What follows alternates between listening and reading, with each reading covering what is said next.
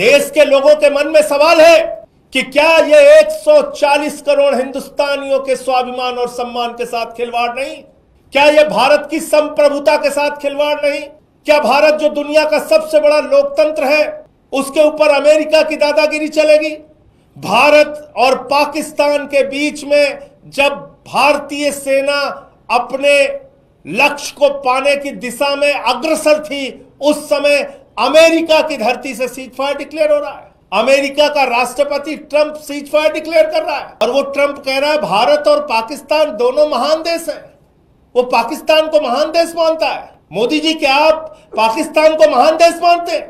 वो आतंकवादियों को पनाह देने वाला देश, आप भी उसको महान देश मानते हैं क्या? जिनके यहां खाने के लिए मोहताज है उनको आप शक्तिशाली देश मानते हैं? जो गद्दार देश 3 घंटे तक सीज फायर का पालन नहीं कर सका, उस गद्दार देश से आप उम्मीद करते हैं आप वहां के साथ व्यापारिक संबंध स्थापित करेंगे अमेरिका के कहने पे? आज की पत्रकार वार्ता ऑपरेशन सिंदूर, उसके पहले पहलगाम की घटना और उसके बाद सीज फायर का अनाउंसमेंट, इन मुद्दों पर बात करने के लिए बुलाई गई है। पूरा देश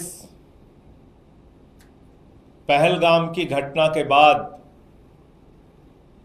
जिसमें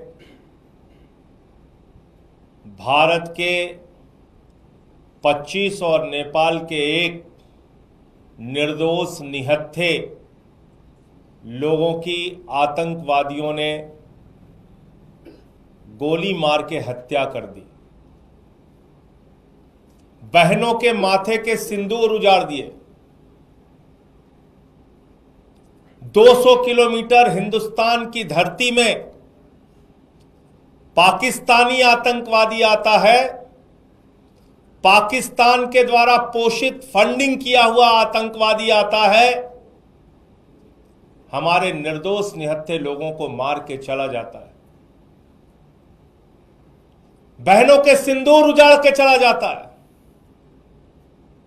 और उस घटना से पूरे देश में आक्रोश और गुस्सा है। आज भी लोग भूल नहीं पाए हैं उसको। उसके बाद भारत की सरकार सर्वदलीय बैठक बुलाती है, पूरी घटना की जानकारी देती है और फिर ऑपरेशन सिंदूर की शुरुआत भारतीय सेना के द्वारा किया जाता है। भारत की सेना ने अपना गौरव, अपना पराक्रम, अपना शौर्य, अपनी बहादुरी का परिचय दिया। पाकिस्तान में घुस के 9 आतंकी ठिकानों को ध्वस्त कर दिया, बर्बाद कर दिया। हम सेना के शौर्य को नमन करते हैं, उनकी बहादुरी को नमन करते हैं। भारत की सेना ने आतंकवादियों और आतंकवाद का समर्थन करने वाले उनके सहयोगियों को 100 से अधिक संख्या में मारा। यह जानकारी सर्वदलीय बैठक में सरकार के द्वारा दी गई। 100 से ज्यादा आतंकवादियों को, और यह भी बताया कि 21 आतंकवादी ठिकाने हैं। और सरकार ने कहा ऑपरेशन सिंदूर जारी है। मतलब साफ है, वो 21 के 21 ठिकाने ध्वस्त होंगे। वो जो आतंकवादी पाकिस्तान से आके हमारी बहनों के मांगों के सिंदूर उजाड़ के गए, उन आतंकवादियों का नाश होगा, उनको मारा जाएगा, उनको पकड़ा जाएगा। क्योंकि ऑपरेशन सिंदूर तो शुरू उस वजह से हुआ कि पहलगाम में आतंकवादी आते हैं, वो निर्दोष लोगों को मार के चले गए। लेकिन जब भारतीय सेना इतनी बहादुरी का परिचय दे रही थी, पाकिस्तान को उनके घर में घुस के मार रही थी, हमारे जो तकनीक का विस्तार है वो इतना प्रबल था कि हमने पाकिस्तान की तरफ से होने वाले ड्रोन अटैक्स को विफल किया, हवा में विफल किया। उनके एयरबेस सिस्टम को नष्ट किया, उनके ड्रोन्स को नष्ट किया। जब पाकिस्तान के द्वारा गुरुद्वारे पे हमला हुआ, राजौरी में हमारे एडीसी राजकुमार थापा जी की मृत्यु हो गई, हवालदार दिनेश शर्मा शहीद हो गए, अली शेख जी शहीद हो गए, सब इंस्पेक्टर इम्तियाज शहीद हो गए, पवन कुमार जी शहीद हो गए, राजस्थान के हमारे लाल शहीद हो गए। हमारे सेना के जवान अपनी शहादत देकर पाकिस्तानियों के आतंकवाद का मुकाबला कर रहे थे, पाकिस्तानियों के सेना के हर हमले का मुकाबला कर रहे थे। जब हमारे पास एक बड़ा मौका था भारतीय सेना के पास कि हम पीओके के ऊपर कब्जा कर सकते थे, वो पाक अधिकृत कश्मीर जहां पे आतंकवादी अड्डे हैं, जहां पे आतंकवादियों को पनाह दी जाती है, क्योंकि हम सब जानते हैं दुनिया का सबसे बड़ा आतंकवादी देश पाकिस्तान है। वहां हाफिज सईद, वहां मसूद अजहर,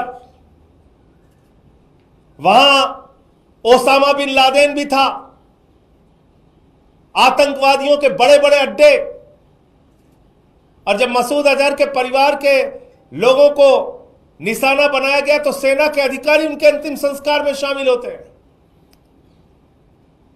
पाकिस्तान के सेना के अधिकारी आतंकवादी के परिवार के मारे जाने पे उसके अंतिम संस्कार में शामिल होते हैं, और अमेरिका के द्वारा प्रतिबंधित आतंकवादी वहां पे दिखता है।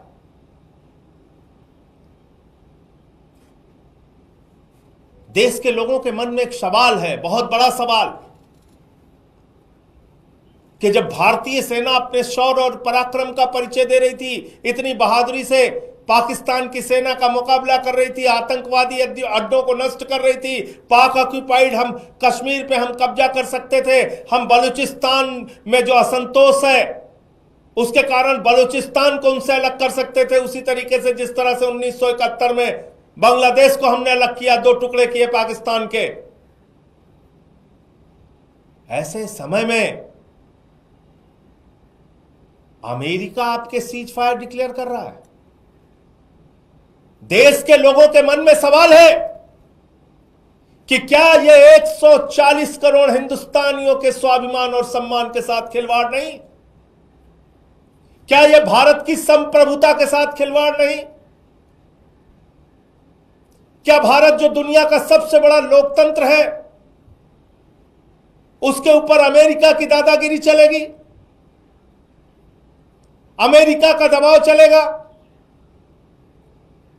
भारत और पाकिस्तान के बीच में जब भारतीय सेना अपने लक्ष्य को पाने की दिशा में अग्रसर थी, उस समय अमेरिका की धरती से सीज फायर डिक्लेयर हो रहा है। अमेरिका का राष्ट्रपति ट्रंप सीज फायर डिक्लेयर कर रहा है, और उसके बाद सरकार उसको मान जाती है। सीज फायर की शर्तें क्या पता नहीं। सीज फायर में वो 4 आतंकवादी 5 आतंकवादी जो पाकिस्तान से आए पहलगाम में, जिन्होंने बहनों के सिंदूर उजाड़े, उनका क्या हुआ? उनके खिलाफ कार्रवाई कब और कैसे होगी? पूरा देश आपसे पूछना चाहता है, प्रधानमंत्री नरेंद्र मोदी जी। भारत की संप्रभुता, भारत के स्वाभिमान और सम्मान के साथ खिलवाड़ करने की इजाजत किसी को नहीं है।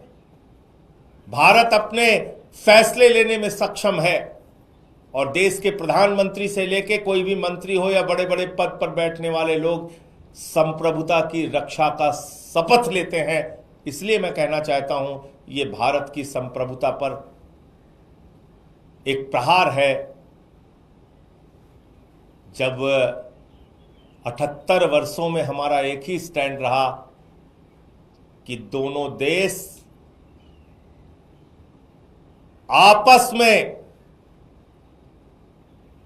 तीसरे देश की मध्यस्थता के बगैर बातचीत और फैसला लेंगे, तो अमेरिका की मध्यस्थता कहां से आ गई? ट्रंप की मध्यस्थता कहां से आ गई? और वो ट्रंप कह रहा है भारत और पाकिस्तान दोनों महान देश हैं। वो पाकिस्तान को महान देश मानता है। मोदी जी, क्या आप पाकिस्तान को महान देश मानते हैं? वो आतंकवादियों को पनाह देने वाला देश, वो आप भी उसको महान देश मानते हैं क्या?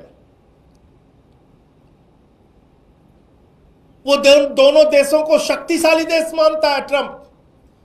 आप पाकिस्तान जिनके यहां खाने के लिए मोहताज है, उनको आप शक्तिशाली देश मानते हैं।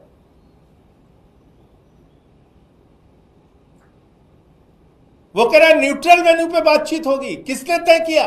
कब तय हुआ? कहां यह फैसला हो गया? वो कह रहा है कश्मीर के मुद्दे पे भी बातचीत होगी।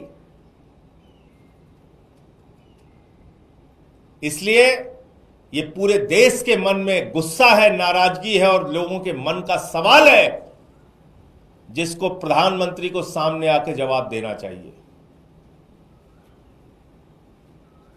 प्रधानमंत्री जी को इन विषयों पे, इन सवालों पर जवाब देना चाहिए। अमेरिका कौन होता है हमारे फैसले? वो कह रहा है दोनों देशों के बीच में व्यापारिक संबंध स्थापित करेंगे। जो गद्दार देश 3 घंटे तक सीज फायर का पालन नहीं कर सका, उस गद्दार देश से आप उम्मीद करते हैं आप वहां के साथ व्यापारिक संबंध स्थापित करेंगे अमेरिका के कहने पर?